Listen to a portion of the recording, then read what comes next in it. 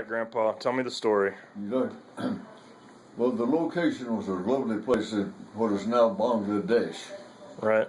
And we were up at a place that qualified in those times as a resort area. It was called Cox Bazar, C-O-X. Right. And flying missions almost every day, and flying P-47s at the time. I had been with another group of 8, my flight, to Rangoon, which is a long, long ways down there.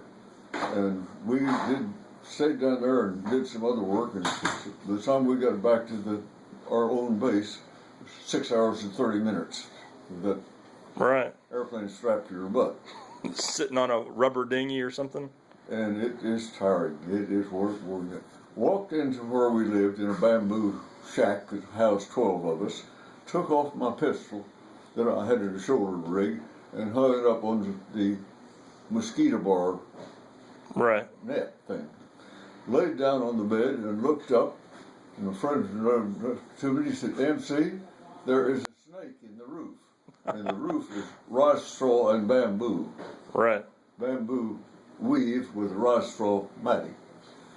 And I said, "He is not bothering me." And he said, "Well, this kid says, I'm afraid of that son of a bitch."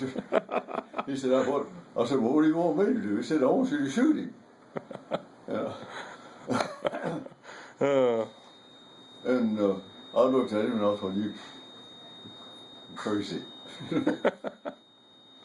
Well, he said, "Well, go ahead." So reached up there, got my pistol down, looked up, he's still there. He's a little green snake, and he's no bigger around than the third finger on my hand. Right. Probably 3 feet long. Right.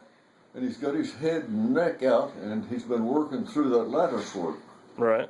So I drug out the old 45 and squeezed it off. And the snake came coiling out of there and fell on the floor. And I looked, and the head is separated from the snake. I hit him right behind the jaws and cut his head off slick and clean. Oh, goodness. And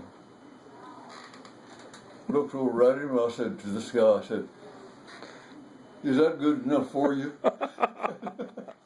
That's great. That's great. Oh, goodness. If I would have tried that 20 times more in succession, I would have missed it 20 times more in succession. But I killed the poor bastard that time. That's great, Grandpa.